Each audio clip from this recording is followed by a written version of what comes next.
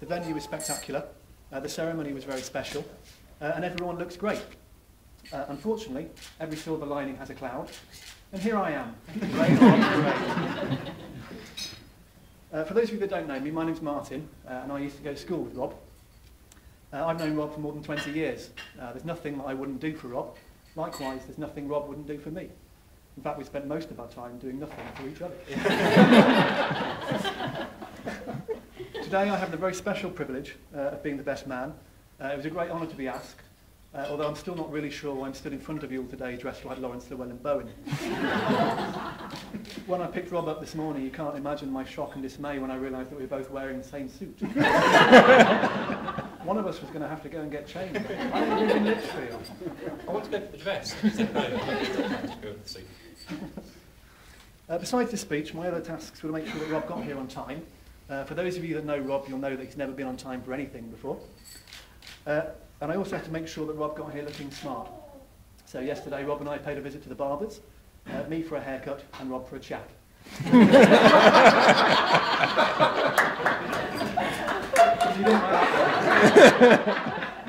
you didn't like that one, it's only going to get worse. I was a bit worried about this speech, so I did some research on the internet. Don't get any ideas. I was looking for wedding speeches. I did find some stuff, but they weren't about a couple called Rob and Lynsey, so it was no good. Joking aside, I did find some interesting stuff on continental drift. I know you didn't come here for a lecture on plate tectonics and geography, but this is interesting stuff, and I will be testing you later. Apparently the continents of Europe and America... See where I'm going with this? Apparently the continents of Europe and America are moving towards each other at a rate of about 5 centimetres a year. It's pretty slow. Scientists have invented an index to measure things that move very, very slowly. It's called the Robert McLaughlin scale. It's based upon the time it's taken Rob to make an honest woman of Lynsey. Tradition dictates this toast should in part be an opportunity to bring out embarrassing moments from Rob's past in front of his friends and family. You're looking a bit uncomfortable there, Rob. Are you okay? Yeah, fine. That's good. That's good, because I have to say I'm above that. It would be completely out of line for me to embarrass you on yours and Lynsey's big day. Having said that, I wonder, Al, if you could do me a small favour, and please hand these envelopes around the tables. Don't open them yet, I'll tell you when. There's an A and B for each table. Now you might want to start feeling a bit uncomfortable. Just bear with me a second while I'll pass them all around.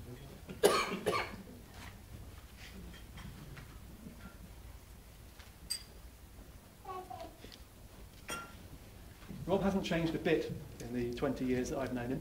He's still as witty and irreverent as he always has been. But it's easy for me to say that, but I feel I need to prove it to you. And I wonder if you could please open envelope A.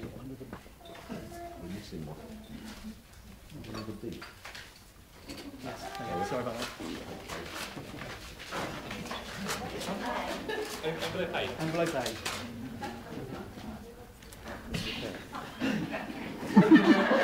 You're making your own jokes out loud.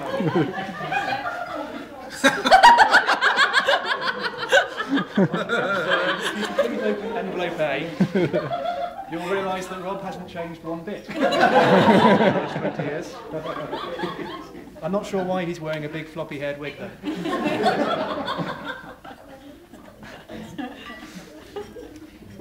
Rob and I will try and catch up regularly, and every Wednesday evening we and other people here today will go out for a curry.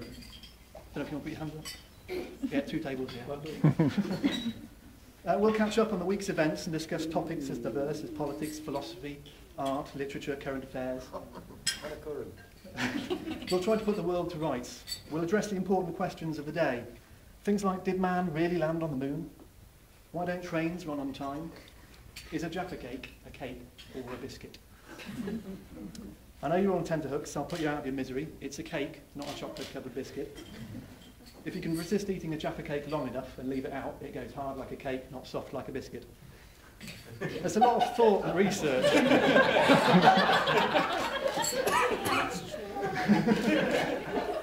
There's a lot of thought and research goes into answering these sorts of questions. Rob is a course director at university, you know. Now, as well as knowing the words to the theme tunes of any 1980s children's TV show, Rob is a world-leading expert on ninjas, Doctor Who, and the A-Team. He has an encyclopedic knowledge of films, cartoons, and David Hasselhoff. Sorry, I meant Knight Rider. No, I meant Baywatch. I meant Baywatch. No, I meant Knight Rider. Rob's love of sci-fi and fantasy started at a young age. I wonder if you could please open envelope B, where you'll find 3 photos.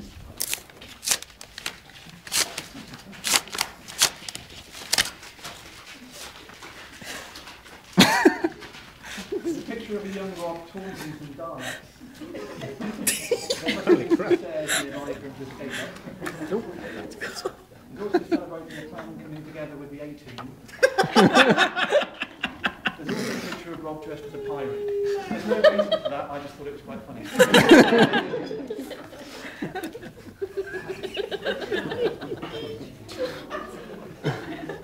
Rob is a very well-read individual. Rob is a very well-read individual. He has, after all, read all 45 of the Mr. Men books coming down. Some of you may also know that Rob is a big fan of comic books. Sorry, graphic novels. And has a collection of some 10,000 or so. Are you really 34? Yeah, sorry. So standing up in front of you today to dish the dirt, I feel a bit like Rob's arch nemesis, the villain to his superhero, Lex Luthor to his Superman. And whilst thinking about those comic books, sorry, graphic novels, I began to think about the many similarities between Rob and the superheroes who feature in them. Rob doesn't fight crime. He doesn't wear tight blue and red lycra suits with a cape and his pants on the outside, like Superman. But that's a mental image that's going to stay with you for a while. Now, Superman, he's faster than a speeding bullet, more powerful than a locomotive, and able to leap tall buildings in a single bound. And Rob?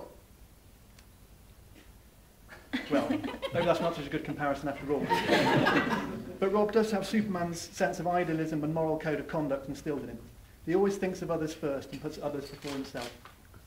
Which curry house do you want to go to? No, it's your choice. I insist, you decide.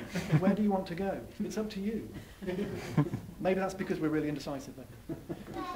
Might be, I don't know. Despite his overall strength, Superman's one weakness is, of course, kryptonite. Rob isn't scared of a green, inanimate object, though. That's a rubbish thing to be scared of. But he does fear something. He does go weak-kneed at the thought of having to spend money.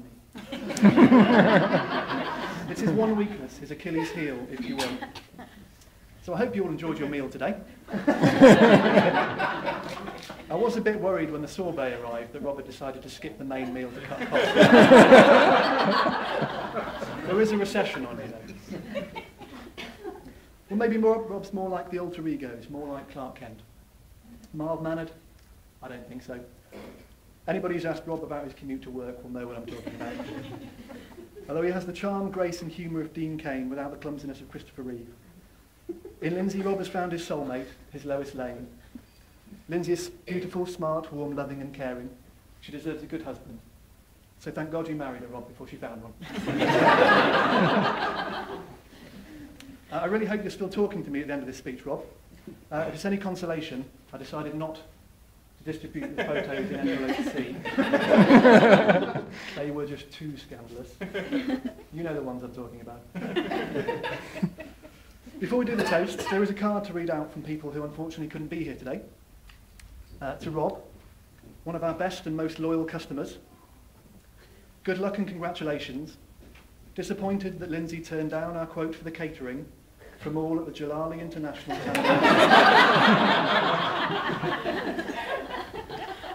So it gives me great relief that my speech is now over, and probably you too. It also gives me great satisfaction to ask if you'd all please be upstanding in my toast to the new Mr. and Mrs. McLaughlin, to Rob and Lynsey.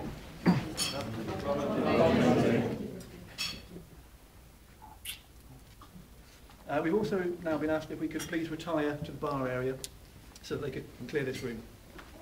Thank you very much.